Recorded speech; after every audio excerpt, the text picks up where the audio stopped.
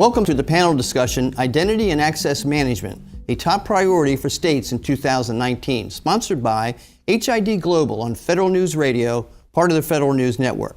My guests today are Todd Kimbrell, Deputy Executive Director, Department of Information Resources and Chief Information Officer of the state of Texas. Rajiv Rao, Chief Technology Officer, Office of Information Technology Services in the state of New York. Doug Robinson, Executive Director of NASIO, the National Association of State Chief Information Officers, and Jerry Cox, Director of Business Development at HID Global. Gentlemen, welcome to the show. I mentioned it earlier, but I want to say it again. I know this is only Wednesday, and you've had a heck of a week, our guests from the States. NASIO just finished your conference. I know you've had plenty of opportunities to pontificate, so we're going to ask you to do a little bit more here. Our subject today, of course, is identity and access management. Gartner says it pretty well, as a matter of fact. They say it's a discipline that enables the right person to access the right data at the right time for the right reasons. Pretty pithy, says it all, I think. Governments at all levels, and the private sector too, as you know, have come a long way in the whole idea of credentialing their employees and managing identity access. Let's tackle this issue first from the internal perspective of your employees in the state offices. I remember actually my first week in Massachusetts as CIO, and that would have been in 92, 93. My security person, who didn't even have that in their title back then, as you probably could imagine, they came in to me and told me we had a little incident with one of our programmers in the data center. They had been caught accessing the Department of Revenue tax returns because he wanted to look up, and he was looking up Larry Bird, the Celtic forward and Hall of Famer, looking up Larry Bird's tax returns. So I was facing my first union grievance here and got through it. But things have really, really changed in terms of sophistication and everything else since that time. So let's start first with you, Todd. Tell me a little bit about the problems you faced and when it comes to authenticating employees, which the state of Texas is doing that, because I've read a lot of great things about you started with the DMV, I believe. But tell us a little more. Well, so we have a very federated state. Every agency is autonomous. Although I'm the state CIO, I'm responsible for policy and education and sort of visioning and leadership and technology direction. We set the strategic direction for the state. And the state in total, including higher education, is about 355,000 employees. One thing that's true in Texas, one size fits one. So from an identity access management perspective, each organization is actually left to their own devices in terms of what solutions, what technology they implement to handle their credentialing for state employees. We do have a project underway right now. It's a top priority for us that is constructing and deploying a digital assistant. And we envision that digital assistant, which will roll out the first release in September, so coming soon, that digital assistant will provide citizens the ability to create their own account, and we will credential them with their own sort of Amazon-like experience. And we are going to take that capability and actually add a checkbox that says I'm a state employee as well. So we're going to leverage this new portal capability and digital assistant to not only address citizen identity management, but also employee identity management in the long run. Okay.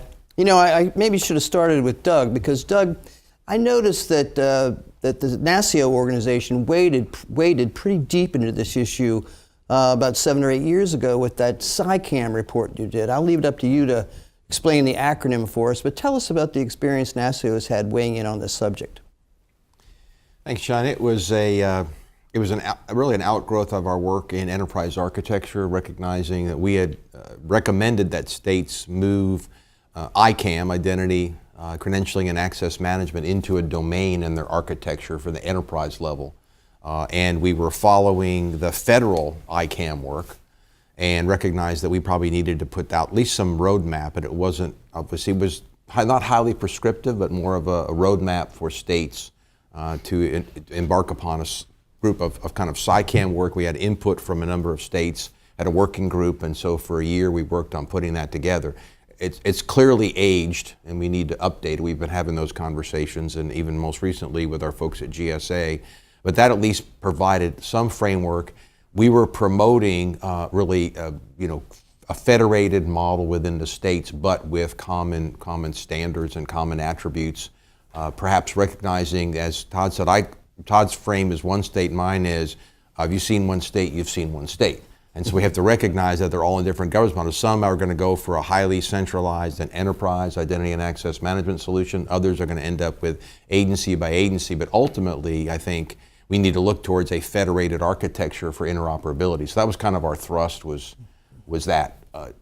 We did that, although identity and access management was not at that point and hasn't been until 2019 on the state CIO top 10 list. Yeah, I wanted to bring that up Yeah. because that's very interesting. I'd like to hear a little more about what's behind that. Yeah. But first, let me get Rajiv involved in here from New York State. What's been your experience? I know that you mentioned there were several initiatives you had underway and several on the drawing board.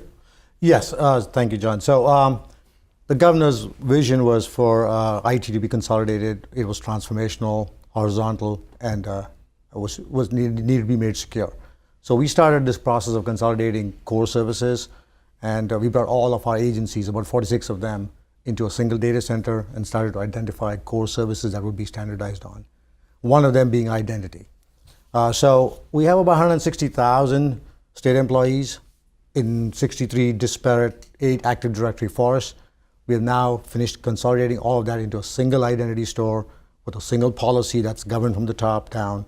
So we're getting to a point where we apply standards and policies across the workforce from a single place. We manage that service in terms of password, self-service, policies around the regs that we have to apply for compliance, all from a single place. So it's been quite a journey, but we're there now, and it's certainly starting to provide an ROI that we were looking for. You know, it's interesting what you said, and comparing it a bit to Todd's answer.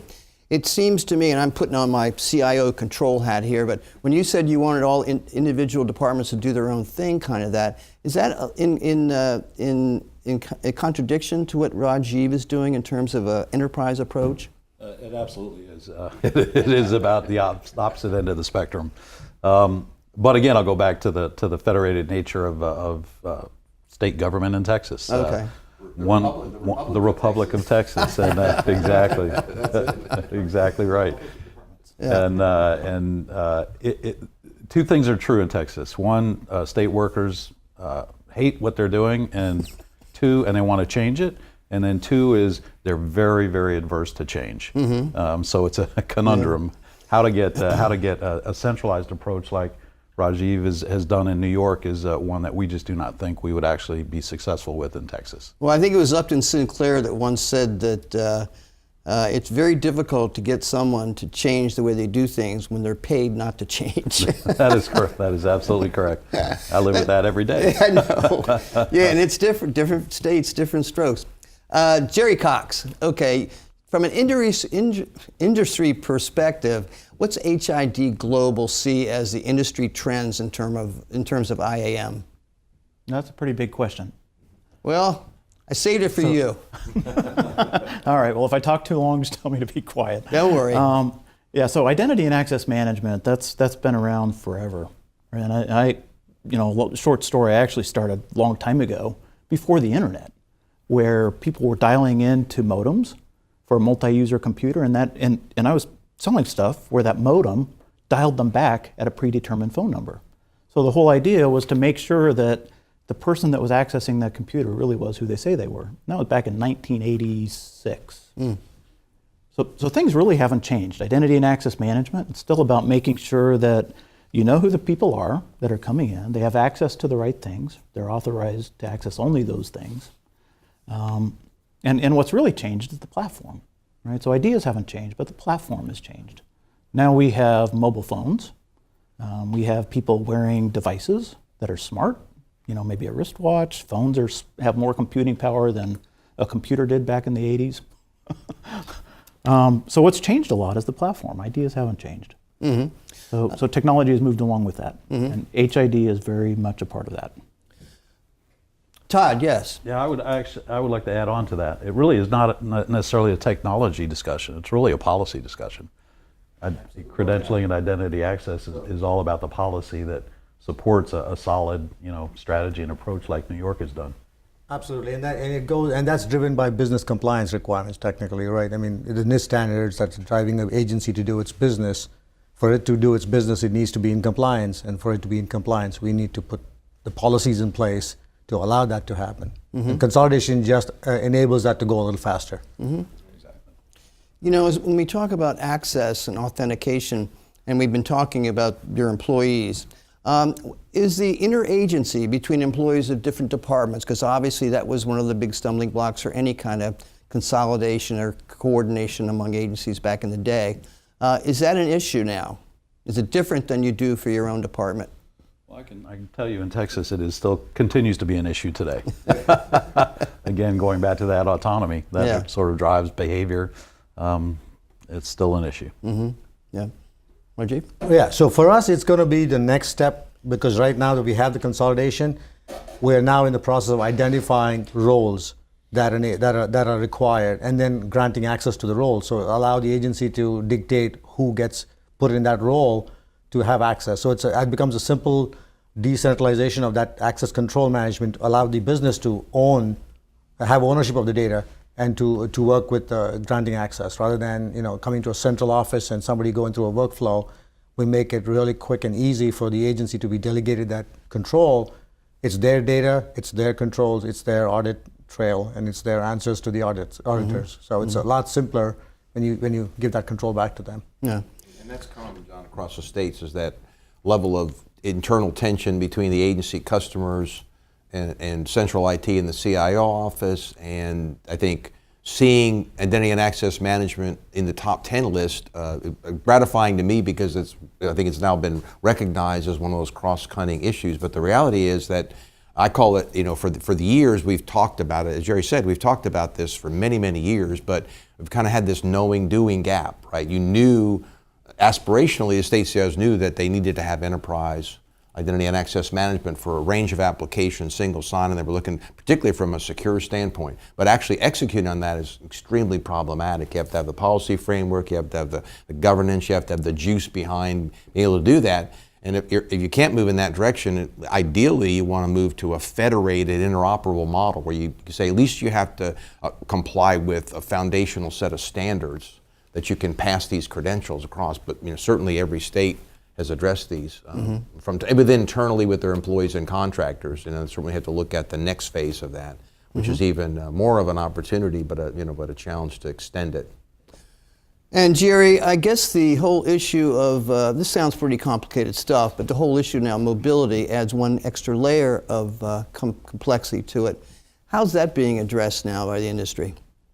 So there is software that allows mobile devices to be used as authenticators, right? So as a thing that can prove that somebody is who they say they are, right? Something you have to have, something you have to know typically is multi-factor authentication. And a phone is something certainly everybody carries. So that works quite well for citizens for multi-factor. There's also authentication to phones. So you want to make sure that people, if they have data, especially state, healthcare, whatever type of data, if it's protected data on their phones or have access to it from their phones, that authentication to those phones is highly secure. So there are two different aspects. Phone is authenticator and then authenticating to the phone. Okay. Rajiv? So the challenge we face, we agree, technology is there and phones are there, but the use cases, where especially in the health side, the citizens that are using those services not necessarily understand smartphones, not necessarily own a smartphone, right? And then it becomes a challenge when that becomes all or nothing, where you're saying that's the only way to get into that system. It becomes difficult to implement that. There's going to be massive pushback from agencies when you make it as rigid. I'm all for it, but then there's a practical aspect of it where if your user base is going to be majority, in the generation where they don't really are going to go down the path of owning a smartphone, then those services you have to be able to have a broader policy to allow other channels of authentication. I'm not saying no MFA. I'm saying you have to have additional options for MFA, and so it's a work in progress for us. Jerry? Yeah, so what Rajiv is saying is spot on. You've got to be really careful you don't paint yourself into a corner. So whether it's a state agency or a federal agency or whoever, you've got some subpopulation of users that can't use one or another authentication factors, like a phone. So, whatever it is you're using to handle that authentication needs to be flexible enough to support a whole plethora of different authentication factors. So that's a key. You want that flexibility. You want to be able to present different populations of users different things, depending on what it is that user might be able to use, right? So whether it be a finger or a facial recognition or whatever.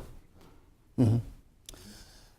Switching a little bit now, let's talk about the compliance issues. I know it's always an interesting story, particularly Doug and I have had over the years about let's say the relationship between the feds and the states in terms of compliance issues.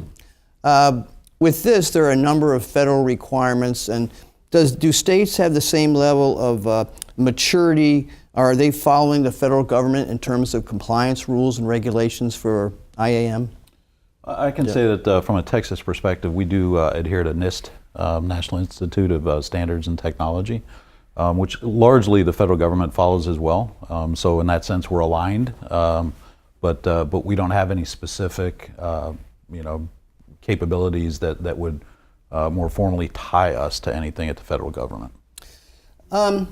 It's interesting to me that we go back, I said before, about the federal funding of state IT projects, and this is another area. I know the former president of NASCIO, Bo Reese, testified last year, I guess it was, Doug, about the issue of security compliance and how multiple federal agencies' requirements were making states stumble over the things. That's a big issue, isn't it? It is a continuation, John. We met today during our fly-in for the third consecutive year with our friends at IRS and FBI CJIS. So those are the two most, look at the terms of compliance, most stringent in terms of security controls and a range of controls across federal tax information, therefore IRS 1075, and then FBI CJIS, obviously history records for criminal history records, FBI data, and again, all the criminal data that states hold in trust. And so those are two areas that are really problematic. Let me just stop you there, because that's a great point, and we'll follow up with that in just a minute. I'm your moderator, John Thomas Flynn, on the panel discussion, Identity and Access Management, a top priority for states in 2019, sponsored by HID Global on the Federal News Radio, part of the Federal News Network.